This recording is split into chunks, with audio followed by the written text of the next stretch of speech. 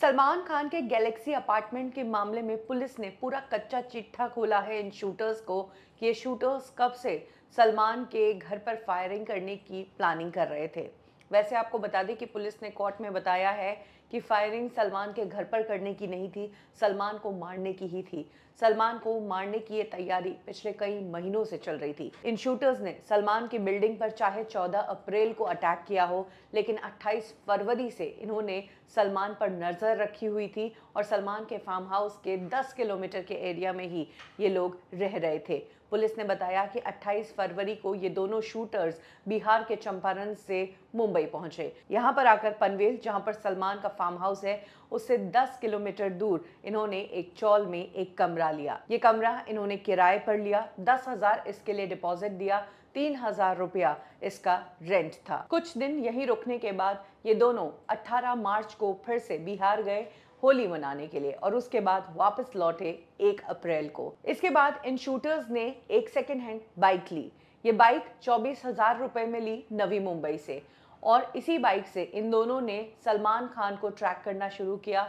सलमान खान के आने जाने का पैटर्न, ट्रैफिक का पैटर्न, कब सलमान आते हैं, कब जाते हैं और कितनी क्या सिक्योरिटी है, ये नज़र इन्होंने सलमान के पनवेल फार्म हाउस पर भी रखी और सलमान खान के गैलेक्सी अपार्टमेंट पर भी रखी। इन शूटर्स का प्लान था कि ईद के दिन ही ये सलमान खान को शूट करेंगे। ईद की एक रात पहले इन शूटर्स ने ट्रैफिक का पैटर्न देखा, बांद्रा में आसपास मेन रोड तक जाने का कौन सा रास्ता है, ये सारी चीज़ें चेक करने के बाद प्लान था कि ईद के दिन सलमान को शूट करेंगे। लेकिन जैसी भगदड़ ईद के दिन बनी थी, उस दिन शूटर्स ने अपना प्लान कैंसिल कर दिया क्योंकि क्राउड की वजह से उनका प्लान फेल हो गया। यानी कि कह सकते हैं कि सलमान खान के फैंस ने ही उनकी जान बचाई है। खैर, ईद के दिन ये अपना काम नहीं कर पाए तो इन्होंने 14 अप्रैल का दिन चुना सलमान पर अटैक करने का। सुबह के 3 बजे ये सलमान के गैलेक्सी अपार्टमेंट के आसपास पहुंच गए। विकास गुप्ता बाइक चला रहा था और सागर पीछे बैठा था। सागर ये वो शख्स है जिसने फायरिंग की। पहली गोली इन्होंने सलमान की बालकनी पर चलाई, दूसरी गोली इन्होंने सलमान की बालकनी की रेलिंग पर चलाई, तीसरी गोली बिल्डिंग के फर्स्ट फ्लोर पर लगी, चौथी गोली बिल्डिंग के सेकंड फ्लोर पर लगी और एक जिंदा बुलेट पुलिस को वहां से बरामद हुई।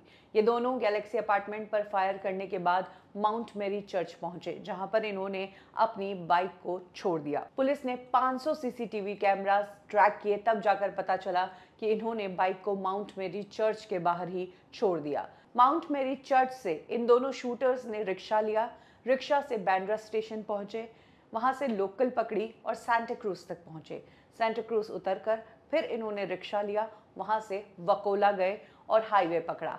हाईवे से इन्होंने फिर एक रिक्शा लिया, वहां से मीरा रोड गए। मीरा रोड से इन्होंने फिर एक कार रेंट की और कार से ये दोनों सूरत भाग निकले। सूरत से इन्होंने एक लोकल बस ली और वहां से ये कच्छ भुज की तरफ निकले, अलग अलग बसेस चेंज करके।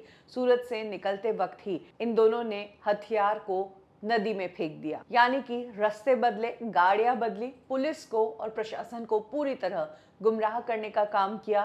प्लानिंग अच्छी खासी थी भाग निकलने की। अब आखिर पुलिस ने इन दोनों को ट्रेस कैसे किया? तो जो बाइक इन्होंने माउंट मेरी चर्च के बाहर छोड़ी थी, उस बाइक के नंबर पुलिस को मिले।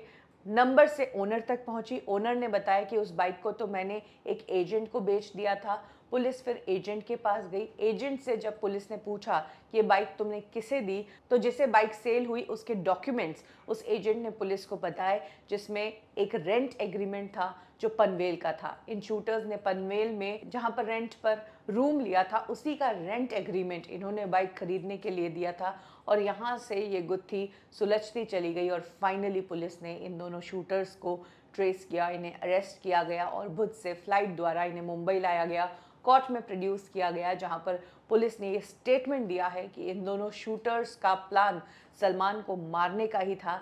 हालांकि इनका प्लान ईद की वजह से फेल हो गया और अभी 10 दिन तक इनसे पुलिस और भी चीजें निकलवाएंगी।